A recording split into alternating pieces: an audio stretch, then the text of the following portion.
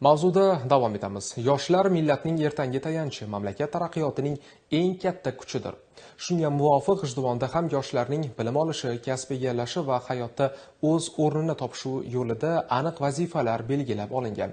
Payshanba yoshlar kuni munosabati bilan o'tkazilgan tadbirlar misolida mavzuni muxbirimiz davom ettiradi. Yoshlar kuni munosabati bilan G'ijduvon tumanidagi 2-son texnikumida Kasblar festivali hamda ochiq eshiklar kuni tadbiri yuqori saviyada va ko'tarinki ruhda tashkil etildi. Tadbirda tuman hokimligi mutasaddilari, huquq muhofaza qiluvchi organlar rahbarlari, ta'lim sohasi vakillari, ota-onalar va keng jamoatchilik ishtirok etdi. Festival davomida yoshlar bugungi mehnat bozorida talab yuqori bo'lgan kasblar, zamonaviy va xalqaro maydonda ommalashayotgan yo'nalishlar bilan yaqindan tanishtirildi. Shuningdek, qisqa muddatda kasb egallash, daromad topish, tadbirkorlikni yo'lga qo'yish hamda dual ta'lim orqali amaliy tajriba asosida bilim olish imkoniyatlari haqida ma'lumotlar berildi. G'ijduvon tumanidagi umumta'lim maktablarining 9-sinf, 11-sinf bitiruvchilarini bugun ochiq eshiklar kuni va kasblar festivaliga taklif qildik. Barcha o'quvchilar o'zlarining kelajakdagi kasb va hunarlarni egallash uchun imkoniyat yaratildi.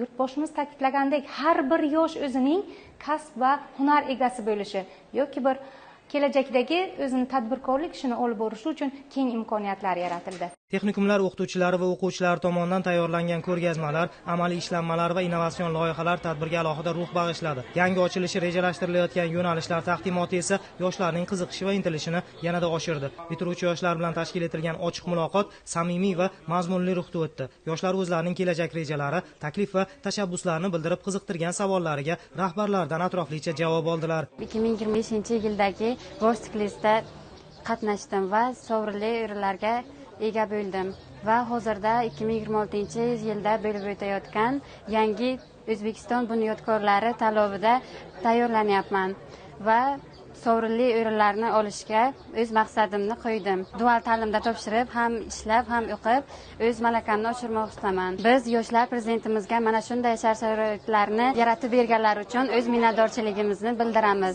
Aytish lozim, bugungi yoshlar nafaqat bilim olishga, balki jamiyat taraqqiyotiga daxldor bo'lishga ham intilmoqda. Ana shunday yoshlarni qo'llab-quvvatlash esa yangi O'zbekiston siyosatining ustuvor yo'nalishlaridan biri. Buxoroda o'tkazilayotgan bunday keng qamrovli tadbirlar yoshlarning orzu-intilishlarini ro'yobga chiqarish, ularni zamonaviy kasblarga yo'naltirish hamda vatan taraqqiyotiga daxldor avlodni tarbiyalashda muhim ahamiyat kasb etmoqda.